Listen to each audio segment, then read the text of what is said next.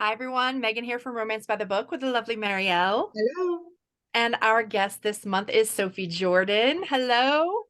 Hi, everybody. Thanks for being here. I'm So, you excited. picked our June book of the month for us, which was Ravishing the Heiress by Sherry Thomas. I know And I was this before. I no, was, but there's just so many good books in the world.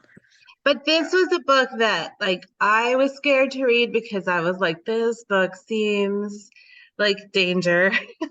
Only because I know Sherry Thomas is real good making you feel feelings, but the premise of it too, I was like, what? I feel like she's a little bit of a wild card. That's so true. And we're going to get into that because I never thought about that before. Okay, so I confess I did a reread because I've read it before. I didn't read it. I read it during the high, I think in 2020, high oh, pandemic. For some reason, I'd never read it. And someone mentioned it, and then they were shocked that I'd never read it. So I read it again, not that long ago, like 3 years ago. And then I just reread it again this last week for y'all. And this and the reread, it dawned on me that some people may feel uncomfortable with the premise. Not me. Y'all know what I do all the time. I well, go well, that's so funny. It's funny because I had listened to the deep dive that Fated Mates did on the book and thought to myself, I don't think I would like that hero. Like, I don't know how I'm going to feel about that. And so, yeah, I was a little trepidatious going into it myself too. Um, but it was interesting because obviously, some things went like how I expected and then other things were not how I expected. So, yeah, it was I'm glad we read it and we've done our recaps the last few weeks and that was interesting chatting about that too, but yeah, I mean, what a talent Sherry Thomas has too, though, to be able to like take a thing where you're like, how this is not like, what is this in a romance novel? And you're like, but you're in it. Like it doesn't matter. You're still in it. yeah, definitely. So I guess my first question is, why did you choose this book for us? Like, what is it about this book that you want like more people to read? Okay, there's certain things that are different than not you won't find in your standard historical romance. I mean, for one, the setting is never even brought up that it's late 1800s, but that's not it. I'm like, but that's not why. The premise really uncomfortable, but that's not why. And I think it's just strictly how Sherry wrote this book.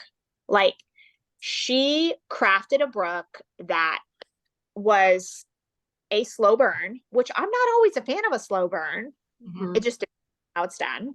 But this is a slow burn that you were just there for the ache and the longing from the first sentence of chapter one. And I mean, she hooked me in that first paragraph. That was it. Bottom line. I'm on this journey. And what I think is really interesting, if you want to read and study like historical romance as a genre, there's not that many that do time slip and time jumping. And Mhm. I think she does that so well. And she does, it's a manipulation of keeping the pacing going. So, because it is a slow burn, right? Mhm. Like Yeah. she could just begin from the beginning and tell it in a straight chronology. Right. And I think the slow burn would be boring. Like it would, you'd be like, I'm tired of waiting for this thing to happen, Right. jumping from past to present and back and forth. And that just keeps this momentum going in the writing where It's I true just, because the very beginning of the story is the like, okay, well, here, like we're almost at the end of this waiting period. Mhm. right. And But then then, she pulls you back so you can see the history. but she'll pull you back so you can see the history and you get the backstory and you get the all those feelings, right? Yeah. Um, and that's just I just think it's so intelligently wrought, you know. Yeah. It's craft, it's high level craft. Oh, Oh, so hmm Oh, that fully agree. yeah. it's a unique read. It's unique. She did include a bunch of things that usually in a book in a romance, like whether it's historical or contemporary, it doesn't happen on the page. Like there's a scene, and I guess if anyone's listening and you haven't watched our recaps, we are fully spoilery on this, so sorry. Well, are we gonna full on spoil this? Okay. Yes. Okay, good. No hold, no. I don't know how to say this without spoiling. Yeah. No, go But ahead. there's that scene in there where they're like off on this trip to Italy and having dinner, and she's like, "Oh, you're sleeping with that lady, huh?" And he makes some joke about like, "Oh, well, I don't actually sleep there. Like, I definitely go to my room when I'm done." And I'm like, "Look, Oh God, yes. whatever. I would not have seen this out. Like, that's not a thing that people put in there. But it's like, oh, but that happened like 6 years ago or 4 years ago, and so like in the actual time now, it's not happening." Well, and so here's some things that I think like make it so palatable, right? Like she was like 16 years old. He was Mhm. 9 years old. And he was in love with somebody else. Like from the and he was honest about it. So she was like protecting herself and her pride. And she's like, this is just a marriage of convenience, and this is a business arrangement. And I mean, if you took, but I understand there's still some readers that like the fact that they're married is going to be it's over. They'll never like, there's no infidelity no matter what the situation, which I always feel like in historical novels, that hard line doesn't work for me because a woman was never, it does not have the same autonomy that she might have today, right? But because, and I say might have because I still think some situations in the world today could be twisted where autonomy can be robbed always. So I mean, but without either one of them almost having full autonomy, right? Like he couldn't walk away from this, she couldn't walk away. So without full autonomy, they come together in this farce of a marriage. And the thing is, I do think that she uses the like, well, you do what you want, or we're not that kind of married people, as a way to like remind herself that he's not going to love me. Not He for does her. not. Yeah. With Art for sure. Yeah. But at the same time, I had to remind myself, I'm so lately used to reading characters that are like at least in their mid-20s. Everyone's like spinster age, right? Like 27. That I had to remind myself, like this man is a kid. Like 19-year-old. He doesn't realize that he has fully like formed a partnership and fallen in love with this lady because he like set his brain one way, and then they've been operating under this like these parameters, and it takes for her to be like, I don't think I could do that, for him to finally be like, oh, no, that I was not like, I didn't sign up He was for always so focused on the unattainable thing that got taken from him that he could never have, that he didn't notice what he did have and what he had been making for the last 8 years. Yeah. Well, he didn't notice that he didn't actually want that thing anymore. Everything, there's so many songs that came to my mind as I read this. Okay, so there's always, because, okay, who's never had an unrequited adolescent love? Okay. Falls for this beautiful boy the moment she sees him, but he's in love with somebody else. Like, that's my life story for not grade guys. Okay. Like, okay. So the fantasy for me, like my id would be like, if this was like historical me, I would have had to marry that boy at 17 who would not have realized, I was, nothing. I was just a friend, right? The friend zone immediately.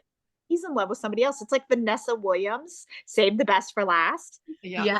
Like that song, if you've ever studied the lyrics, because I would play the lyrics of Vanessa Williams, Save the Best for Last in miserable delight. Like joyful misery in my room, listening to Vanessa Williams tell me that someday he was going to hit me and see me. Okay. This is so much an adolescent id for me. And I'm sure many women now feel the same way, but that's all that is. If you Taylor Swift wrote a song that was like that too, right? Yep. Yep. It all comes I back don't, around. I don't know if it was, and there's an old country song. I don't know if it was Garth or George, but it was the same way, like where he one day comes face to face with the woman he loved, and he thought she would be his for all time, and he'd die without her. Oh yeah, But he's Garth Brooks. Yeah. right. He's married to, it's unanswered prayers. That's it. And he Yep. turns and he looks at his wife and he's like, thank God. You know, like it's that moment at the end of this book where he's like Marielle, you said, like he looks at this girl that he thought was his world at 19. This one, and they have nothing in common. They don't even really. I mean, he still likes her, and they end amicable. I like that Sherry doesn't turn her into a villain ever. They're just not suited anymore. Well, then, like, what kind of man would he have turned into if he actually ended up with her? Because she didn't want him to do anything. Oh yeah, Like, she turned working class. She Yeah. thought that crass, right? Yeah. well, and that was the thing he like enjoyed most in his life was like doing Running the businessy company. things. Yeah. And then she was like, ugh. Yeah, it Yeah. was embarrassing. Like it's gauche that he's like actually running his own business. Yeah. And you understood, like, and when you, okay, for a second, we're going to put ourselves in her position. Okay, the other woman, she was newly widowed. She was scared. She was just a scared, newly widowed woman who suddenly didn't know what her life was going to be and if she was going to be alone or have someone again. And he was that dream from childhood, really, right? From when she was 18. He was like the one person and it's not that she is like bad for this, but you know how people do those like pacts with their friends that are like, if I don't get married by whenever, We are then going to we get, should get married. Yeah. Like, I think it was like he was the one that was like a sure bet, right? Like, right. we're gonna. I mean, Sherry made her likable enough, but you still wanted to shake her. Like, girl, he made, like, And this is especially in the parts where she's like talking about, oh, let's go have a honeymoon. It's like he's already married. He's not going to be your husband. Like you can't act like have this big splashy relationship and act like it's normal. Like it's going to be adulterous no matter what you do. he was Oh, and that sensitive. was the part where I had to be like, wait, I'm like pulling out my calculator. Like, how old are these people? They're still really young. Like, Right. even though They are you know. 6 or 7, like they're still young. Yeah. And still not grasping. Like you're thinking y'all are gonna build a life together as adulteress, and you have legitimate children. How's that gonna affect them? He thinks about that, but He doesn't seem to, at least He not thinks until she has to. he thinks about it some. And And then I Millie think is the one. it's Millie, who like the youngest of them all, is the one who's like, so How's this going to work? right. Yeah, for sure. Right. And I think he probably couldn't think about that too much, because ultimately the reason can't be that the reason had to be he chose Millie. Like, yeah. that. I think he couldn't think about it too much either, because in his head, leaving Millie was not an option. Like, she was like fully ingrained into his life, and I don't think he could imagine his life without her. Yeah. So like as soon as like his ex comes back and she's like, is there still a chance for us? And he's like, yes, absolutely. But he never crosses his mind that his wife is going to like disappear from like or exit his life. Yeah. Until she says. And she's like, let's get an annulment. And he's like, hell no. Like he is like adamantly opposed to it. And because it like never even occurred to him that she would like want out if he was going to do this.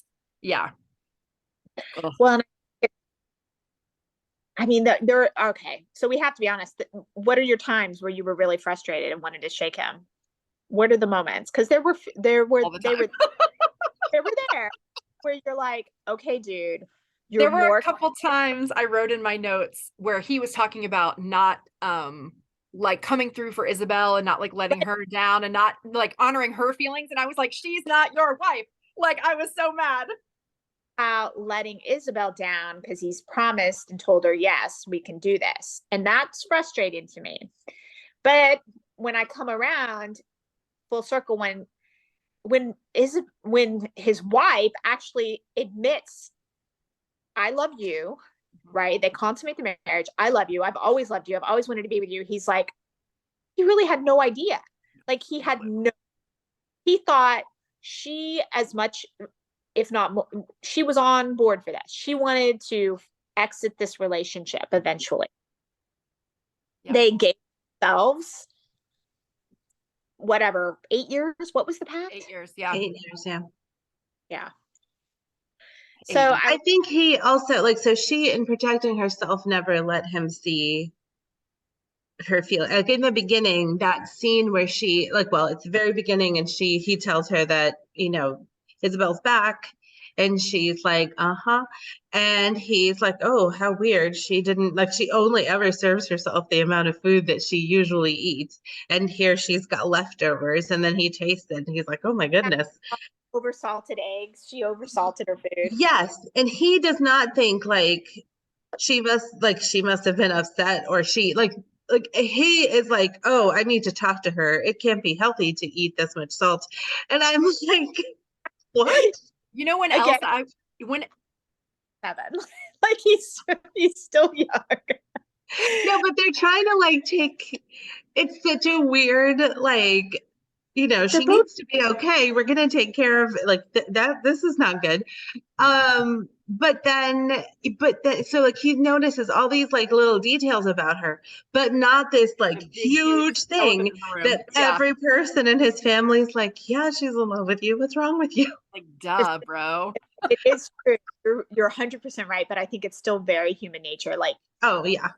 We can never fully believe it, right? Until the person in front of us is like, I'm in love with you. Like you can't acknowledge maybe she actually wants me, wants to be a real wife, wants to keep around, wants me to be her real husband. Like, yeah, she has to. I mean, I think that would have forced him to confront like all the ways that he failed her. Also, the fact that like it puts him in a vulnerable position then, because he has to also be like, oh, do I want this to be a real marriage? Yeah. And he had promised Isabel that he would always love her, and that, do you know what I mean? It was like a weird thing that he did, and then he's like, well, I'm a good person, so I definitely have to do what I said. 8 years ago. Yeah. Sorry. That honor that men, especially of that era, would feel, right? Like he's vowed he was never going to love anyone but her, and clearly, I mean, and you're like, this just seems like something, you know, we talk about misunderstandings in romance novel as like, don't base your whole plot on a misunderstanding. But I wouldn't say, yeah, like what, at 16 and 18, when were they going to have a conversation? They just had to grow up so much, right? They had to really grow up, and it almost makes sense why it takes so many years, like for them to, they have to grow up, they have to, and really they were like best friends, like they had to fall in love. I think the other part that really annoyed me with him was every time Isabel did something and he thought, oh, if it was anybody else, I would think she was like trying to hurt Millie, but I know she would never do that. It's like, whoa, bro, you're wrong. Like, of course she's doing that on purpose. Like, you're an idiot. Really interesting was how she kept saying people don't change. But you're like, well, we all know, right? We are not the same person we were at 10 years ago, 20 years ago, right? Like, of course, changed. Yeah. That's why, you know, people change. That's a reason. That's why people get divorced at all, is people change, you know? Yeah. So, and it's funny. And he finally, at the end, he says that. He's like, but we do. I'm different, you know? Yeah. And she was too. She was just desperately trying to act like she wasn't, so she could fall back into him. Yeah. Of course he's changed. She's been married. She's had children. She lost her husband. She lived in another country. Like, yeah. Of course you're a different person. And so is he. Yeah. They were just, or, you know, she was really stubbornly clinging to something, and he was really trying to be like, do the right thing, be honorable, which again, like we brought up, is crazy because he has a wife over here. But the wife, every time he said that, I was like, no. The wife's like, no, you do you. So he's like, okay. So, I do think that that's a difficult transition. I think that in modern times we see it more with like sometimes like men and their mothers or people that they've or like their friends where they're very used to like looking out for these people and then they get married and it's really hard to like realize that you are going to have to choose your family is now this unit and you're going to have to like prioritize differently than you might have before. Right. But, in this case it was another woman, which made it Another one. infuriating. But also, like I could, and Millie was not helping him at all. I did think that this was an interesting point in the story that in that infuriating dinner in Italy, he says basically that he never like makes the move, right? Like he lets people kind of come to him. And Millie, like 100% forced him to choose and to be the one who decided what he was going to do, which is probably why it took him forever to figure out that he needed to do something. There's been that discussion, right? That Sherry doesn't write very alpha males, right? Like not take the first move, be the aggressor. Oh my God. And when they finally consummate and like Millie She's comes Like she's like into it. Yeah. She's like, oh, I've waited oh, year. And even as she's doing it, she's like appalled at herself, but doing it. Yeah. Well, she knows aggressive. it might be her only chance this 6 months, whatever. And she just had waited. This longing had been buried so long she was going to act. Physically, what at least she wasn't able to say verbally. That was kind of amazing. But yeah, that's an interesting point. I had not thought about that. Like how he played this game with women and the lovers that he'd had where he didn't force them. He just played the game where they ultimately, if they wanted him, they would have to come to him. Right. So interesting. And what's also interesting is how he didn't even realize he was doing that till Millie called it all out, right? Mm-hmm. Like he's like, I've made a study of you and this is what you do.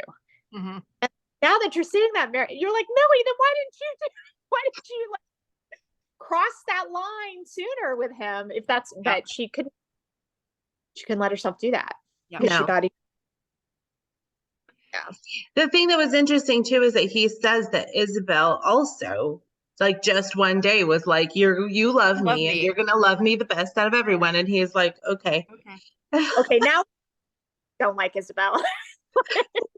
Like trying to because no, really, Sherry Thomas was good about trying to make gray strokes, right? It would be so easy to turn her into the villain. But yeah, like I know that cheerleader. I know that captain of the cheerleader who was like, I pick you and you're going to be my boyfriend and we're going to prom together and we're going to be the best looking couple there. And yeah, she's that girl for sure. Yes. Bubbly, outgoing, and decides who her boyfriend is going to be. Probably didn't even realize that she was doing it just as much as he didn't realize that he was just going along with what somebody else was telling him to do. It's her, it's definitely a personality, like the outgoing, extroverted girl with maybe the more introverted, very good looking though, right? Popular, charming boy. You see a lot of that pairing, right? Just they balance each other. Yep. I mean, I guess it wasn't this one. He's good at sports. Very good looking.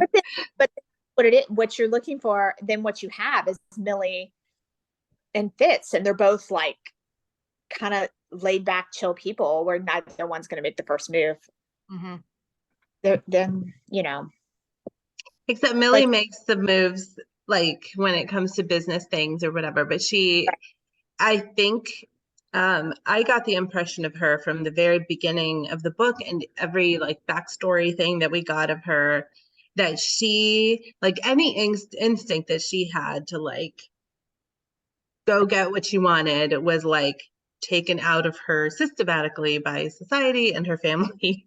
Like she had one job, and it wasn't until her mom died that her mom was like, maybe it was a mistake to push. I know. And I thought I thought that was a really interesting layer into the book too. You know, I mean, she lost her dad soon after unexpectedly, but it was the losing of her mother, right? Who her mom, Mhm. you had to think about it. I mean, her mom couldn't have been over 40. You know, her mom was young, like, Yeah. because she was 16 when she got married. Or was she 17 by the day of their wedding? I don't know. Yeah. But when she met him, mom had to be really young also, and had to realize, and for her mom to say, maybe I may have given you some bad advice, right? Right. Yeah, it's interesting because Millie, I think we talked about this in our last recap. But basically at the end, Millie, she didn't have the like Meredith Grey moment, the like pick me, choose me, love me. She was just like, I can't do this, so I'm leaving. Like that's Yeah, it. Like she didn't even give him a choice really. And then it wasn't till she left that he realized, oh, this is not going to work for me. Um, right. and I thought that was really interesting because she spent so long like protecting herself and like basically just letting him do whatever. And finally she was like, well, to ultimately protect myself, I have to be honest, but then I have to leave because I can't stick around and watch him. Yeah. Well, she decided to set up a boundary, right? Like she was never going to tell him what to do, but this is the first time that he was going to have a consequence for whatever his choice was. Right. Yeah. I mean, And not only did he face losing her, but I love that she was like, and we're not staying married because I deserve my own life. Maybe I can find someone else. Maybe I can start a family. If it's not, just because it's not you doesn't mean I don't deserve that. I think that was really important. I think in the craft of a book that, you know, we look at today as writers, you know, everything, you know, you think you want, you stand your ground here has to be tossed out, right? By the end of the book, you realize everything you thought you wanted is wrong. And, you know, everything he thought was wrong. But also, she grew up like into such a tremendous person, right? Such a strong woman, Yeah. standing up for herself. I'm curious, is this your favorite book of Sherry Thomas, or do you have other ones that you want to recommend to people as well? It is my favorite Sherry Thomas book. You know, she introduces side characters, secondary characters that have their own books and own stories. And Sherry's a tremendous writer in all of them. And those are all just well written and definitely, I think, above standard of in the historical romance genre. But this is my favorite. I also really enjoy her Lady Sherlock series. You know, or like her offshoot from historical romance through these mysteries, but you still see the same. Well, she's just such a good writer, but just so I don't know, the clever writing, the nuance and plot that she builds into stories. You'll find that in those books as well. And you've read those, right, Marielle? Yeah. Lady Sherlock books. She Those are definitely made me want to like murder the what's his face. I was like, how do we get rid of his wife? And and well, I was like, this isn't a romance, so I don't know. if you're writing in the historical romance genre, you can learn a lot about the genre from them. And if you have an Audible subscription, those are in the whatever, like the free, like the KU and Audible. Like, so if you do, and they're you know beautifully narrated, so you should definitely start. I think the first one is A Study in Scarlet Women. Is that what it's called? Yep. The first one. And you know, and Sherry's done. Sherry has this a YA series too. You know, she's a little bit like me. She'll chase whatever it is she wants to write. That's what she just does. She wants to do, and that's what I admire in her books She so did a much. Mulan retelling that was really fun. Oh, I really enjoyed that. yeah. I will say I'm gonna pop in with some stuff that I noticed, but the woman, like the heroine saying like I can't, at the very end of this book, it did remind me of One Night with You, which is your book, and it's the first Sophie Jordan that I read. I knew about it because I probably That heroine, and that's the one where they like where she's been widowed. She was like he was like her childhood love, but he was in love with her sister because he didn't understand that her sister was terrible. That's okay. But Yeah. The other woman villain, because that made me feel better. Because again, now you know my childhood angst. Like I'm gonna take that storyline because I can tap into the memory of it, of the boy you loved, through adolescence that you should have gotten, or in her case, she should have been with, but didn't get him. Yeah. And that book to me was fun because he was focused on like protecting his sister in a way that his sister didn't really need. But when she confronts him on it, he's like, basically like, this is not your family. And she's like, okay, well, in that case, bye. I need to go. And it's not until that point that he is like, wait, what just happened? Rewind. But it was like satisfying in a different kind of way because she got to have like a moment. The heroine got to have a moment that was like what she would have dreamed of when she was a kid, except in real life. So it was good. I remember that book. I just remember one sentence in that book that I wrote, like that for me. Like, I think there's a line I wrote where she says, "You should have been my first," like because she'd had to marry someone she didn't love and had, a widow from an unloved marriage, and he was the boy she'd always loved. And he says, "But I'll be your last." That was the whole, like, for me, that was what the story was going to be like, she'd gone through this, but really, as we see now, I think also in the Sherry Thomas book, like they had to go through this, right? They had to. That was part of the journey. They had to want the wrong thing, go through the wrong path, go through hell to get to that, to the dream, to the fantasy. I mean, the appreciation for it wouldn't have been the same without having gone through that. Yeah. And then you wrote The Countess, where you almost have like the opposite of Millie's mom. She's like, or if Millie was a grown up, where she was like, okay, like this is a bad situation. I don't actually have control over this, but I'm gonna try my darndest to make sure that you don't end up in a bad situation. It was cool to see. Well, I mean, having read this after I read those other two, it was interesting to see kind of different iterations of like similar themes, but it's still different. I mean, I think that's the crux of a historical romance novel. There's so many plot lines that I don't even think they're like difficult inventions because they're all grounded in a lack of autonomy of the era that the women were granted, which you can create these like totally wild plot lines just from that, like women being forced into, unpalatable situations and coming out on top ultimately, finding love ultimately. I mean, that's what draws me to the genre. I think that's what the genre has to offer, right? Why, have historical romance almost means so much more than than you can find in a contemporary romance book, right? Yeah, I do love that about historicals. There's more like constraints, but being able to work. Some people, like some stories have heroines who work within the constraints to like get what they want, and others who are just like, nope, these rules do not apply to me. And that's fun to watch, like how people navigate in different ways.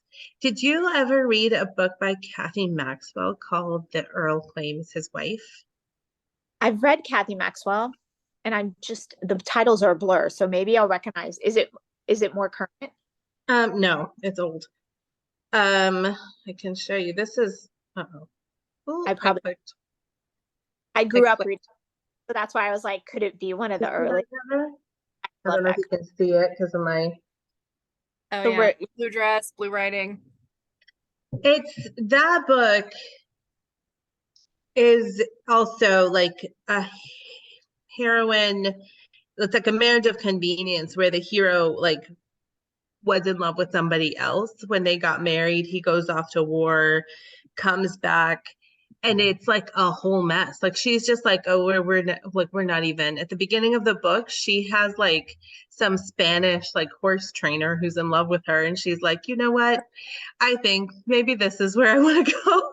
And he shows up because his like the woman he was in love with had a baby, but like with his dad. And Wow. And then dad like sent him to like an orphanage. And so he goes and gets the kid because he's like, that's my sibling. And the kid won't eat and is sick. And he's like, you know who knows how to deal with babies because she did raise the like 10 siblings that she had? Love it. My wife. My And so wife, how he convenient. shows up and is like, I need your help, wife. And she's like, get away from me. But they end up like, she can't let a baby die, obviously. So she's like, I will help you with this if you release me so that I can leave with this hot Spaniard and ride horses off into the sunset. And, it goes from there. But like, if you were saying about a, like bonkers plot line, that That's still manages to like reel you right in. That book, I was like, what is happening? totally. I haven't read that one. I would have remembered that. And Kathy, of course, has been a writer of not a writer, a writer. Okay. There's So so she many probably would love a Spaniard who Yeah. loves horses too. fit in. Yeah, the horseman, the Spaniard. That's amazing. Yeah. That's my rec to anyone who wants to revisit the like marriage of convenience. And yes, I don't know. It's so funny because I did, I'll skim a review. I'm at this point in my career where I can skim reviews of my books where if someone didn't like it, it doesn't destroy me anymore. Yeah, everyone's always like to writers, stay away from the reviews. I'm like, no, I actually can look through and flip through reviews and 5 stars, a 2-star, a 3-star, and take away sometimes, oh, that's valid. I'll have to think about that in my next writing. Or in with the Countess, that she was married, like, sorry, couldn't do it. She was married. And that's just, to me, tells me that nothing that was never gonna, that's your hard line, because Right. nothing will ever make it okay for you, because I don't know, for me it is not a hard line. I love it. Is just another impossible obstacle that you have to get through for the plot, right? Like if there's infidelity happening in this marriage in a historical setting, there's just, wow, it's obviously there's a lot of obstacles going on, and it I makes think Eloisa James has also had a few books where there's infidelity in some way or other. And it is interesting because like historically, I feel like it's real accurate, but it's tricky to write for a modern audience if the hero is going to be, do you know what I Right. mean? Like in your case, like the hero was not in the marriage with the infidelity, and the fact that the heroine was kind of like, I don't want to be this kind of, like, my husband is the one who is this is running around with people, like I don't want that for myself. Created a big obstacle, like you say, because she wanted the monogamous, like, loving relationship, which was going to be hard to do when she was married to a guy who was cheating on her and was not interested in a monogamy at all. Yeah. I don't think he was interested in her at all until he saw somebody else being like, Kristen and his wife. Yeah. And it's funny, I mean, the Duchess, I'm finishing the Duchess now. She's a widow, so I don't have that obstacle. But the third book is, when you write a series called The Scandalous Ladies of London, some of them are married. That's just the way it is. So I'll be back in the saddle dealing with another married heroine. Fun. yeah. I will say with the Countess, like, I wasn't sure how you were going to deal with it, like how you were going to handle everything, because it was like, well, I don't know how they're going to get out of this pickle they're in. when I start the book. I was telling when I sold the series and I told Shayna Galen the premise, she was like, wow, how are you going to do that? And I'm like, I'll find out. Like we're all going to find out together. It'll be great. That's funny. And we did. Yes. It's done. It's over. I mean, I keep looking over here because it's next to me because I'm finishing revisions on the Duchess. So you think all these notes are in this book? Where the Duchess character shows up? To Valencia, the Duchess. I'm like, I have to make sure. I keep like, what's the word? Continuity, right? So making sure I'm like, okay, Duchess reference. Oh, look, I even have this big chunk of a bookmark here. Like, how smart, guys? Look how thick this is. I drop it in there. Do you know, I just filled out a survey for Book Bonanza. Is it Bloom? One of the publishers is doing like a Family Feud type thing at one of the parties, and they sent out a list of questions like to get people's answers. And one of them was like, what's the weirdest thing you've used as a bookmark? And for me, the answer was another book. Like I literally sat a book like in this to make sure that I didn't lose my spot. And I'm like, that's pretty weird, I guess. I don't know. I don't know. Spines get creased. It just means the book's well loved. I know some people are like, no, never crease a spine. So like one of the first times I took a trip, like was on an airplane with my husband, like he had his book and he did it, guys. He opened his book and he went, like he broke it in, like before he started the book, the book had to be broken in. I was like, oh, like, I mean, that just sort of happens organically. Is that on purpose? Yeah. It broke the spine on purpose. Gosh. I don't know. We might have. Is he one of those people that folds his paperback over? He doesn't do that. Okay. Because that would drive me nuts, right? One step too far. That's funny. I've seen him like and I remember I think it was that same like flight, like so he's reading the book like this and kind of in the beginning, and he stops and he goes, and I'm like, what are you doing? He's That's like, me. I do that. I'm going to continue this. And I was like, oh, I don't know. I have to read this marriage. I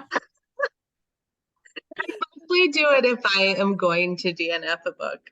Like if I'm going to DNF, I'll go to the end and like see what happens. And then I'm like, okay, goodbye.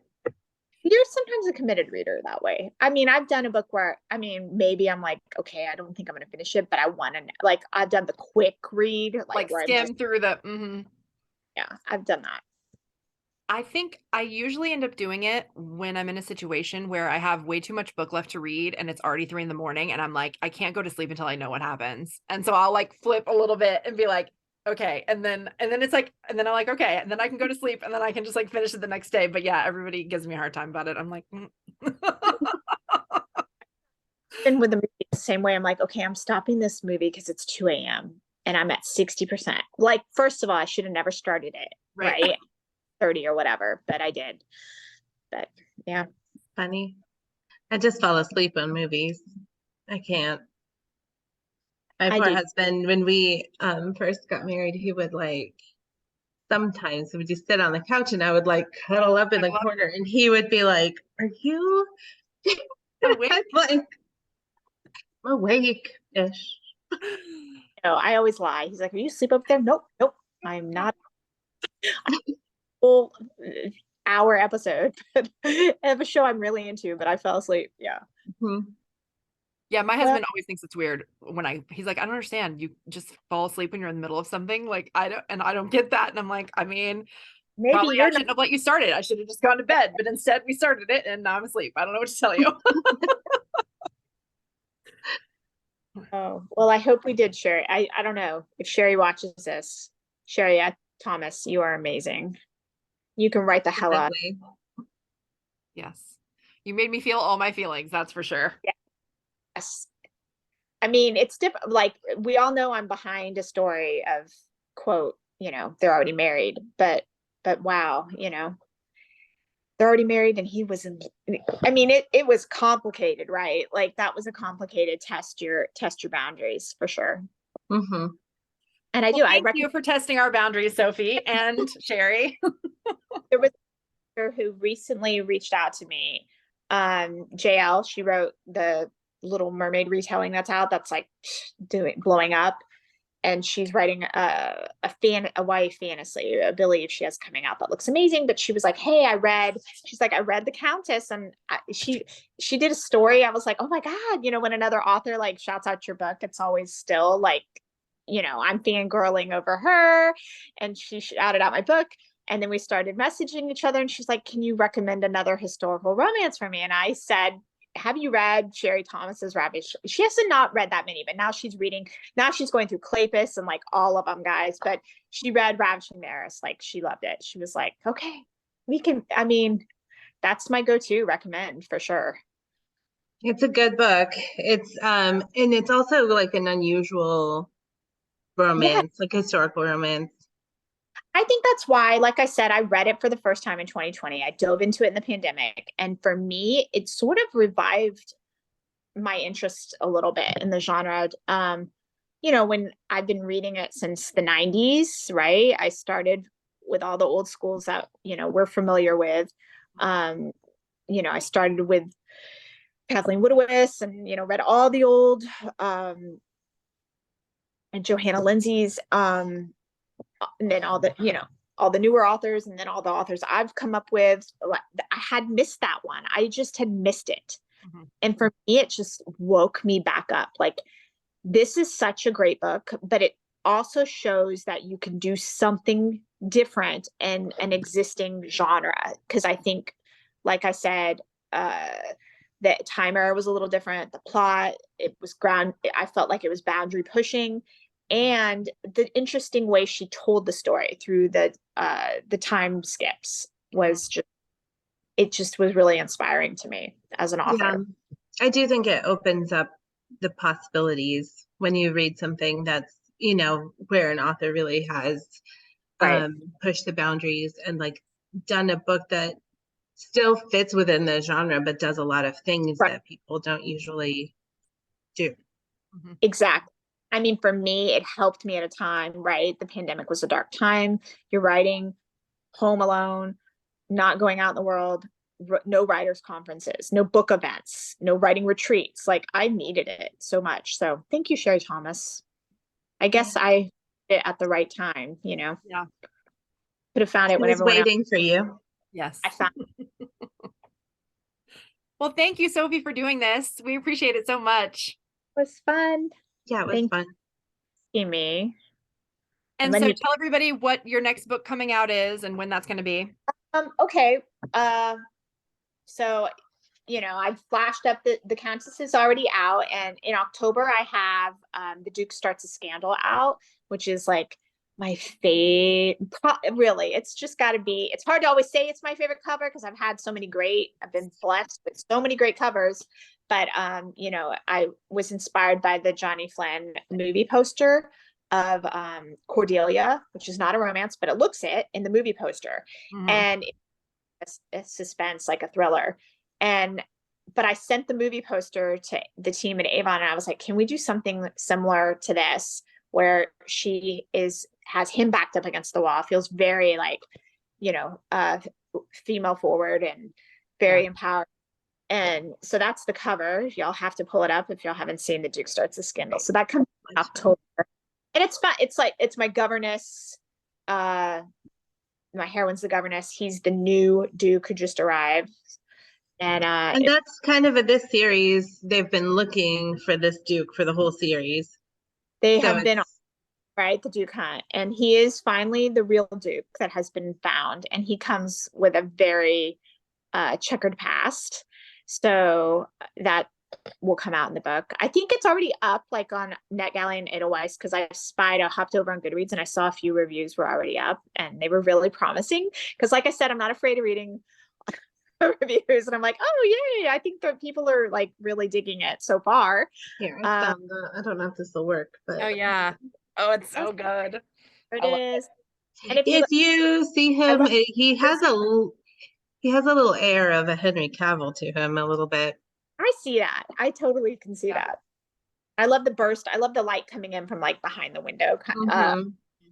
the little details in that. And so following that, and then the Duchess will be out in 2024. I'm revising that right now, which is the second book in my Scandalous Ladies. So that'll be out like spring, March, April. I think that's the links aren't up yet. So, but it's right at that point where I'm like, the links should be going up any day along with the description. So That'll be fun. Is this the first time you've had two series kind of going? in the historical genre, I would say yes. I've done YA and I've done, for my contemporary, Devil's Rock series, I've done those simultaneously running while I've always kept a historical at least once a year. So so it's like two historicals. Yeah. So I'm doing 2 books a year, but but the Duke is, the Duke starts a Scandal coming out in October is the last in that series. And then I'll be finishing out this series. And then who knows? I'm stewing things right now. I was going to ask if you had a super secret project or something brewing. I'm working on something else. And I'm excited. I mean, Marielle, I think when I talked to you, I was working on this, right? Like idea for this was coming. And now I have ideas for a couple other things. So hopefully in a month, I'll have an announcement. Well, thank you so much, Sophie. Thank you everyone for being here, and we'll see you in July. Thanks. Bye, everybody. Bye.